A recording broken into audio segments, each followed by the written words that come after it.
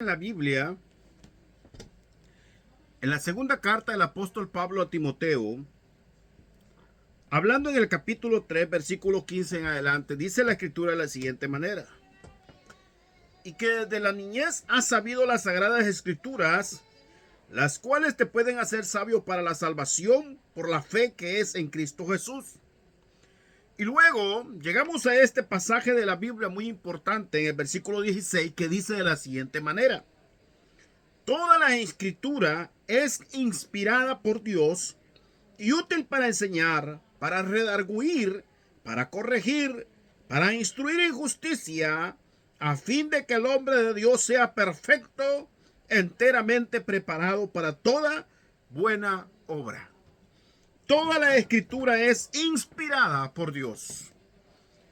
Y al ser inspirada por Dios la escritura, podemos tomar en cuenta que no solamente tiene esa inspiración para que se haya escrito de esa manera tan extraordinaria, sino que dentro de ella está revelada la esencia y la presencia de Dios mismo para todo aquel que estudia y lee las escrituras. Pero más allá de eso, la misma palabra nos enseña que la palabra en sí tiene autoridad que viene de parte de Dios.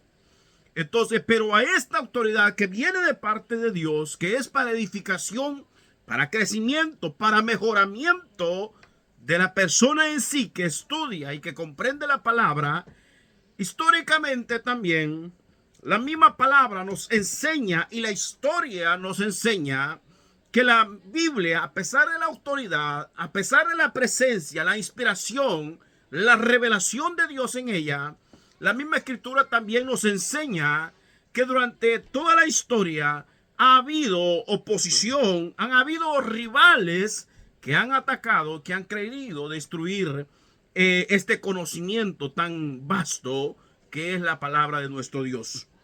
Entonces, históricamente, la iglesia cristiana ha reconocido la autoridad de las escrituras en asuntos de fe y conducta. Y eso es innegable.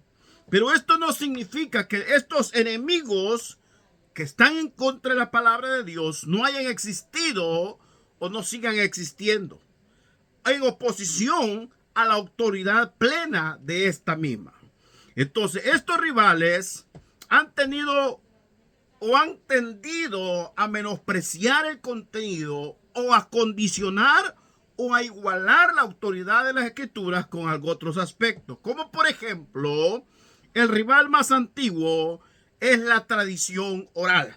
Y óigame bien, dice que toda la escritura es inspirada y uno de los enemigos más antiguos ha sido la tradición o la comunicación oral de esta palabra, de esta santa palabra, porque junto a la palabra escrita circula también ampliamente relatos, enseñanzas de toda clase y tipo religioso.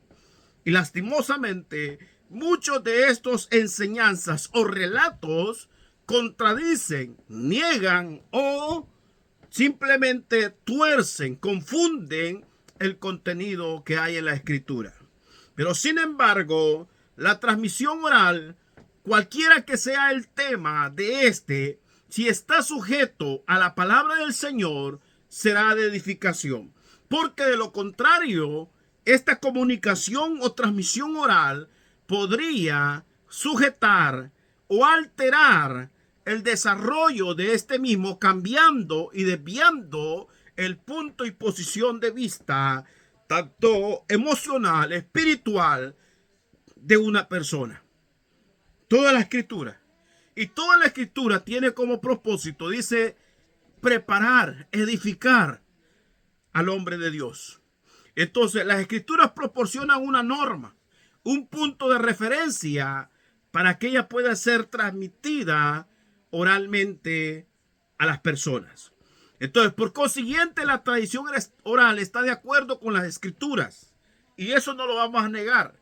Refleja la autoridad de esta, pero en cambio, donde se desvía de la palabra escrita, se desvanece totalmente esa autoridad que existe en esta palabra según el ejemplo que nos da el apóstol Pablo hablándole a Timoteo.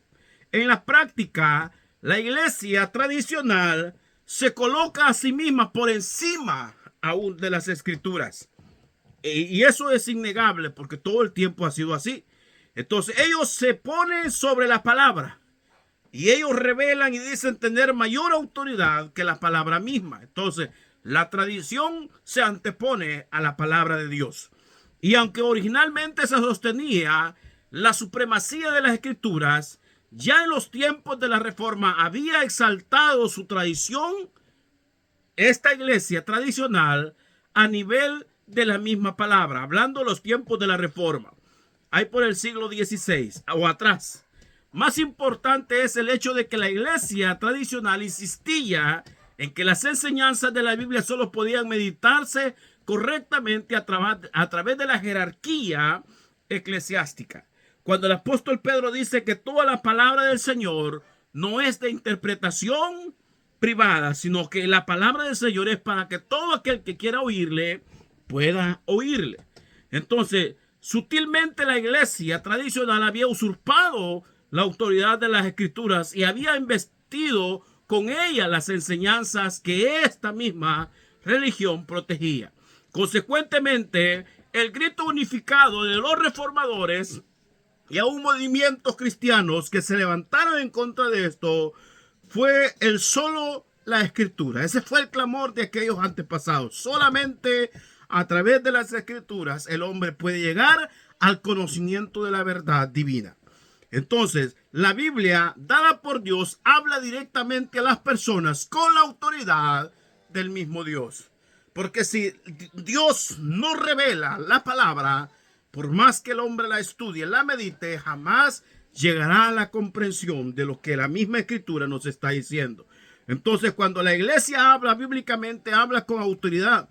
Cuando no lo hace, los individuos están autorizados para rechazar y poner en tela de juicio toda afirmación que ésta haga con reflexión a sí misma.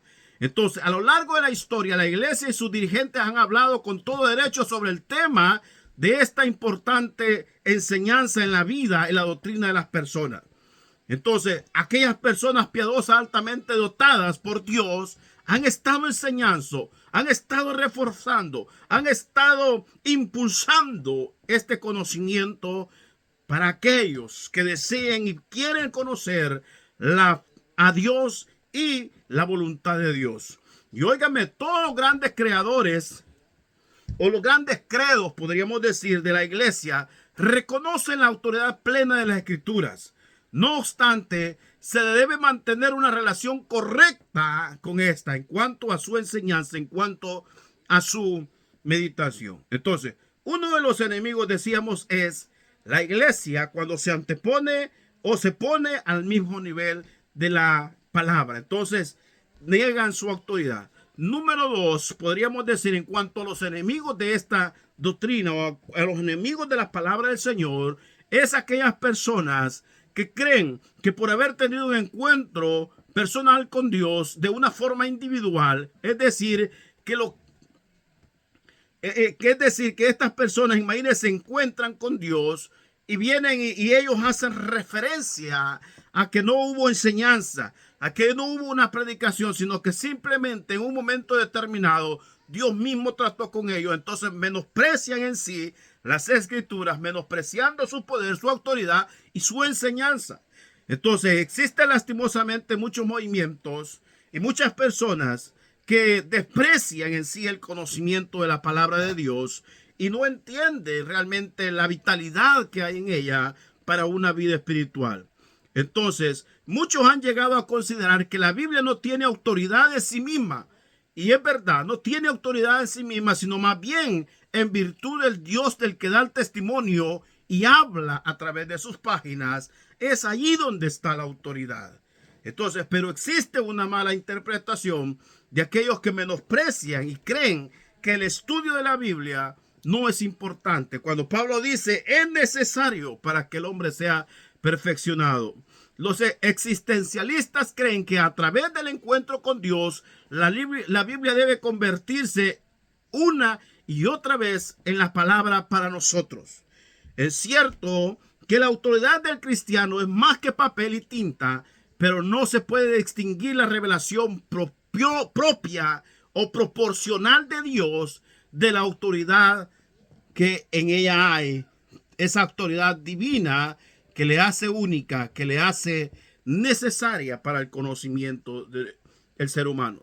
Y existe otra también, enemigo de la misma escritura, y es aquellas personas que resaltan en sí el mover del Espíritu Santo, que no es malo, es todo lo bueno, pero sin embargo resaltan tanto el mover del Espíritu Santo que lo anteponen como un rival de la autoridad de las escrituras. Entonces, la religión tradicional insiste en la autoridad de la iglesia, mientras que algunos cristianos parecen insistir en que la autoridad del Espíritu Santo es por encima de la palabra de Dios.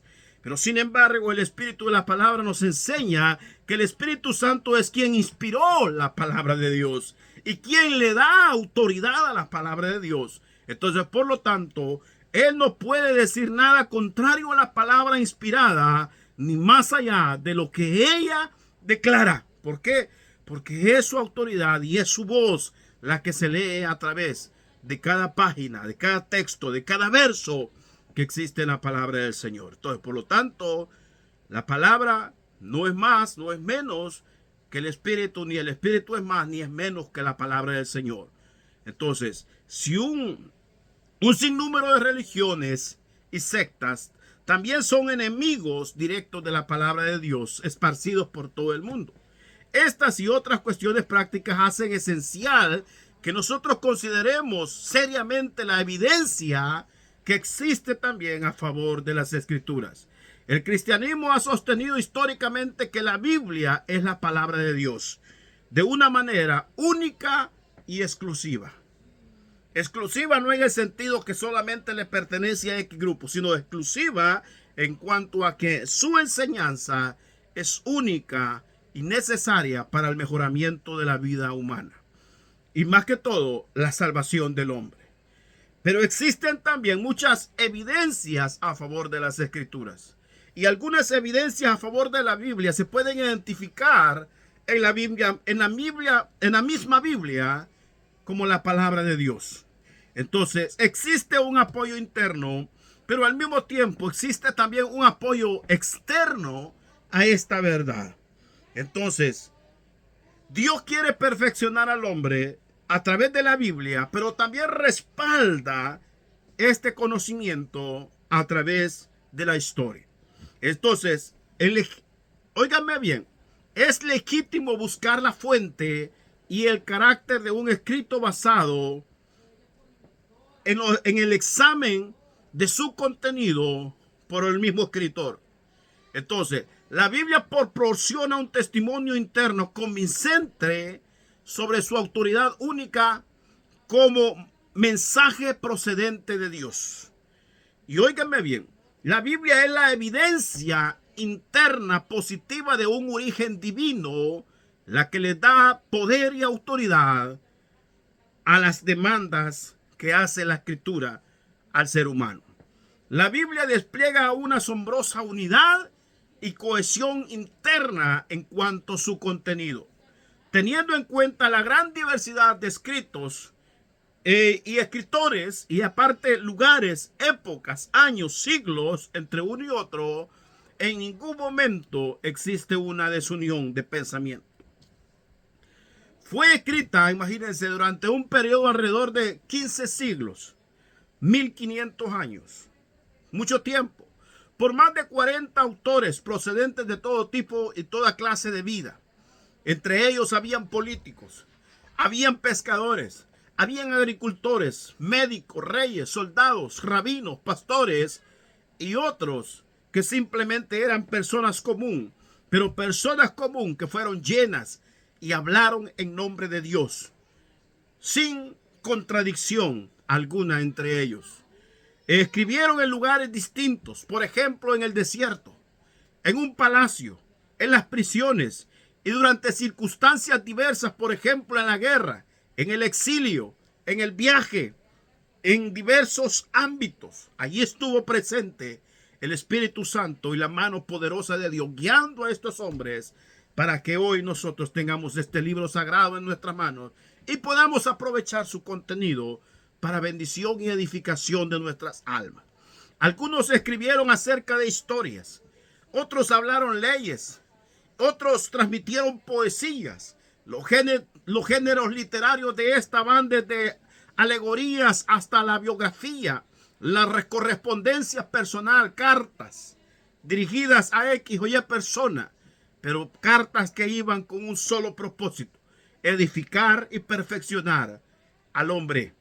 Todas tenían su propio fondo cultural, o todas las personas todos estos hombres tenían su propio fondo cultural, experiencias, así como sus propios puntos fuertes y débiles de vista y personales.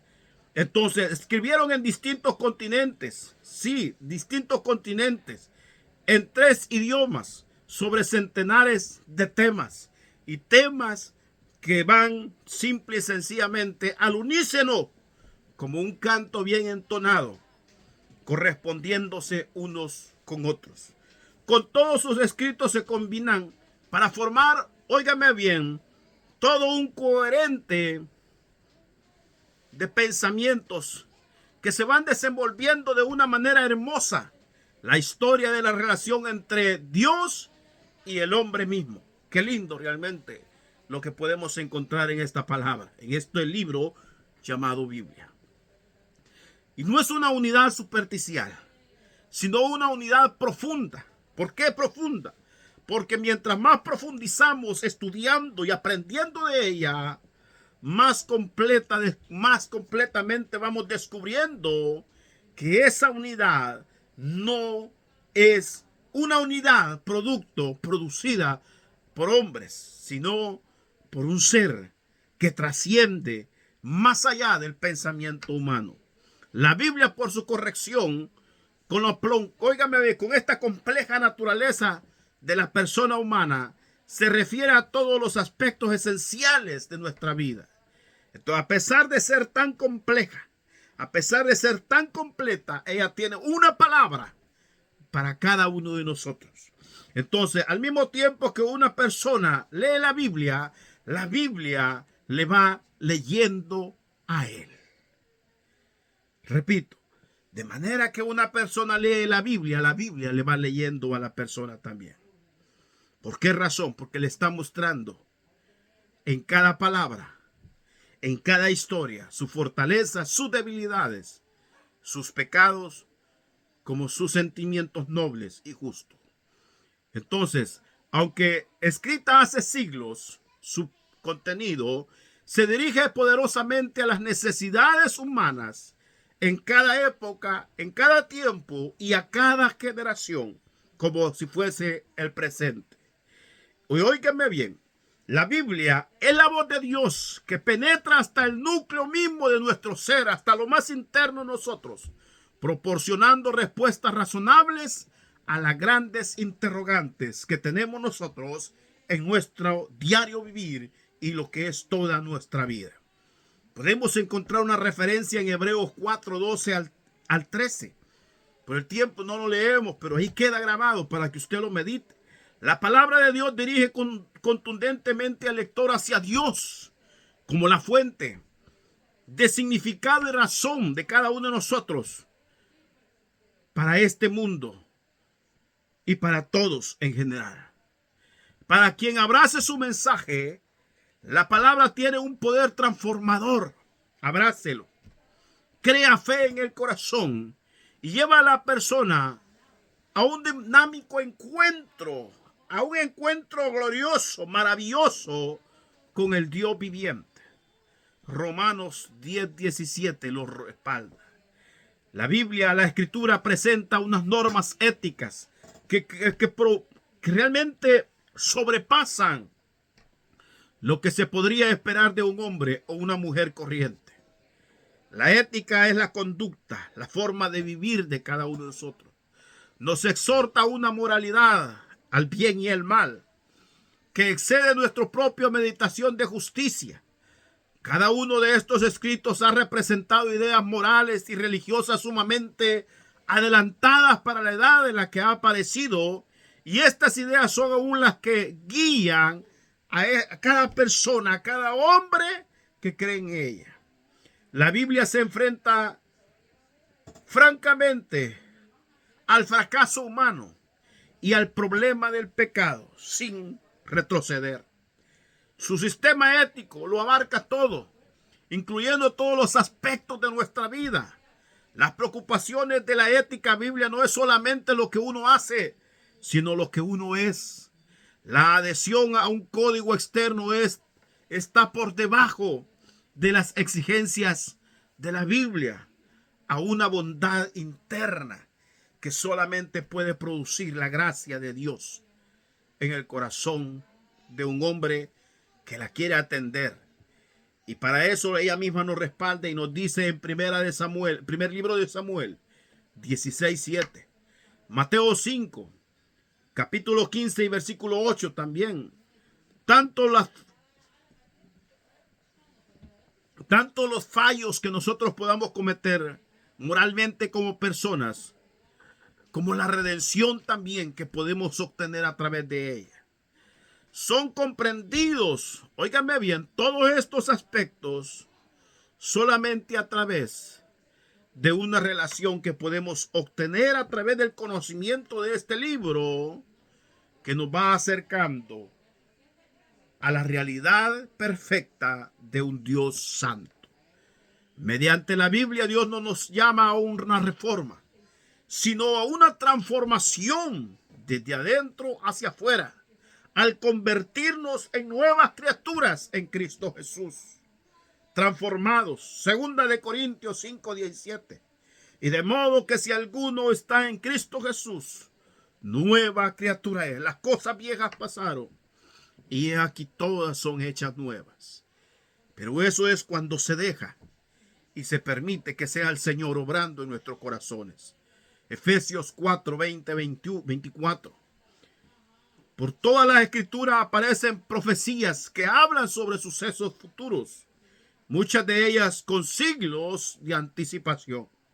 Otra realidad a favor de las escrituras: la exactitud de estas predicciones, tal como lo demuestra su cumplimiento, es absolutamente notable y al mismo tiempo innegable a estas verdades. Hay ventenas, muchísimas profecías que se refieren a Israel y a las naciones que le rodeaban. Por ejemplo, Jerusalén y su templo serían construidos, Isaías 44:28, y Judá, y aunque rescatado de los asirios, caería en manos de Babilonia, según Isaías 39:6 y Jeremías. Se menciona por nombre a reyes, gobernantes, como por ejemplo Ciro de Persia, el restaurador de Judá más allá de un siglo antes de que éste naciese. A través del profeta Isaías 44:28 se da a conocer. La Biblia contiene centenares de profecías hechas siglos antes de su realización. Entre ellas se incluyen nacimientos y se incluye sobre todo el nacimiento más glorioso, el Cristo Jesús. Profecías que se datan desde su principio, desde su inicio de escritura. Por ejemplo, hay textos hablando acerca de este Mesías. Isaías 7:14. En Génesis, en los primeros versículos, la simiente de esta aplastará la cabeza de la serpiente. Mateo 1:23.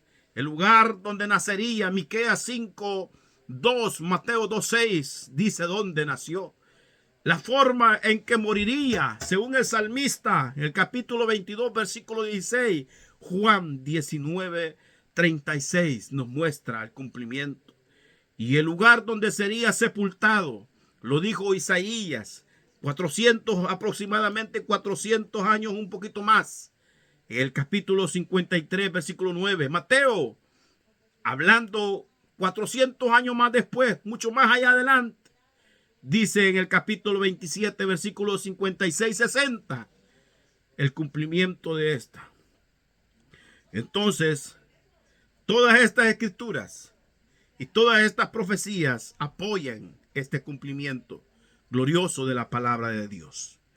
La única explicación racional de tantas predicciones a lo largo plazo y exactas están concretas en este libro que el Dios omnipotente y omnisciente nos ha regalado a cada uno de nosotros para su conocimiento. ¿Quién es el soberano de la historia de los reyes, de la tierra y todo lo que existe?